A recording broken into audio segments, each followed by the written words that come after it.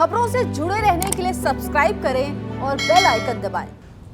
UP में विधानसभा चुनाव 2022 को लेकर बीजेपी हाई अलर्ट मोड पर है और इसी कड़ी में बीजेपी इन दिनों लखनऊ में सामाजिक प्रतिनिधि सम्मेलन का आयोजन करा रही है, जिसको आज सीएम योगी आदित्यनाथ ने खुद संबोधित किया। और इस दौरान न केवल उन्होंने सरकार की 4.5 साल की उपलब्धियां गिनाई, पूर्व सीएम स्वर्गीय कल्याण सिंह को याद भी किया और विपक्षी दलों के श्रीराम पर उमड़े प्यार पर कटाक्ष भी किया।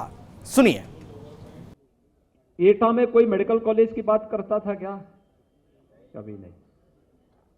लेकिन आज मेडिकल कॉलेज बना है। स्वर्गीय बाबूजी की भावना थी और राजू भैया ने कहा कि नहीं, यहां बनना ही है। भाइयों बहनों, आज वहां मेडिकल कॉलेज का कल लोकार्पण का कार्यक्रम हुआ है।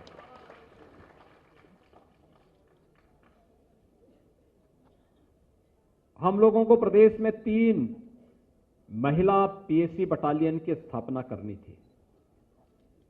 लोगों ने कहा नाम क्या होगा? हमने कहा एक नाम होगा वीरांगना अवंती बाई के नाम पर। याद करिए, बदायूं का जो केंद्र बना है वह अवंती बाई जी के नाम पर ही बनाया गया है। पीएससी की महिला बटालियन का नामकरण।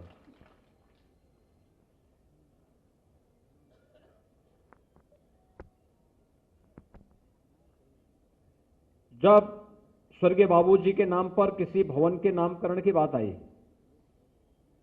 तो मैंने राजू भैया से कहा, मैंने कहा ये आपका काम नहीं भैया, हमारा काम है।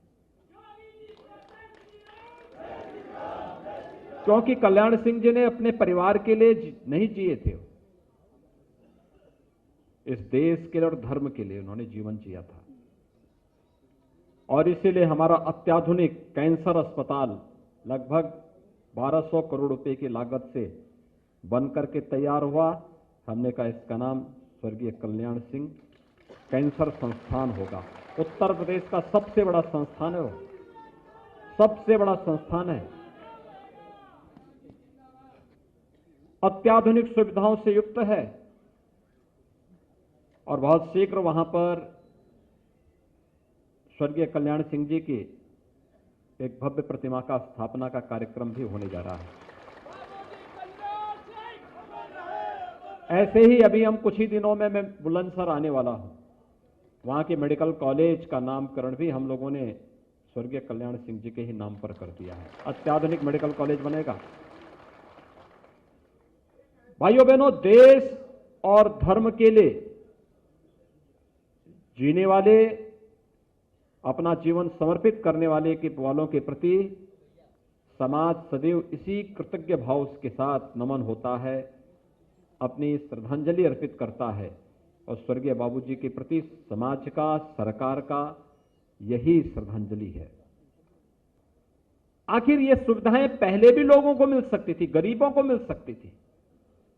और किसी भी पार्टी का, किसी भी संस्था का कसौटी की जांच करनी हो तो सबसे महत्वपूर्ण माध्यम होता है जब संकट आए तब देखें। और इस सदी के सबसे बड़े संकट से वर्तमान में भी हम लोग जूझ रहे हैं। पूरा देश, पूरी दुनिया जूझ रही कोरोना महामारी से। कोरोना महामारी के दौरान आप सबने देखा होगा, या तो केंद्र सरकार और प्रदेश सरकार कार्य कर रही थी, या भारतीय जनता पार्टी और राष्ट्रीय स्वयंसेवक संघ का स्वयंसेवक कार्य कर रहा था। बाकी अन्य दलों के लोग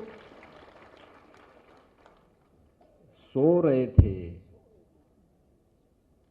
होम क्वारंटीन में थे, आइसोलेशन में थे। जब आपके संकट के समय, समाज के संकट के समय ये लोग आइसोलेशन में थे तो चुनाव में भी इन्हें आइसोलेशन में भेजने की तैयारी होनी चाहिए। पहले भगवान राम को गाली देते थे, लेकिन आज जब लगता है कि अब राम के बगैर नैया पार होने वाली नहीं है, तब अयोध्या में राम जन्मभूमि में दर्शन करने भी आ रहे हैं। अच्छी बात है। राम के महत्व को, राम के अस्तित्व को कम से कम इन्होंने स्वीकार तो किया। अन्यथा विपक्षी दलों का कोई नेता ऐसा नहीं जिन लोगों ने 6 दिसंबर 1992 को स्वर्गीय बाबूजी को कोसा न हो, कटघरे में न खड़ा किया हो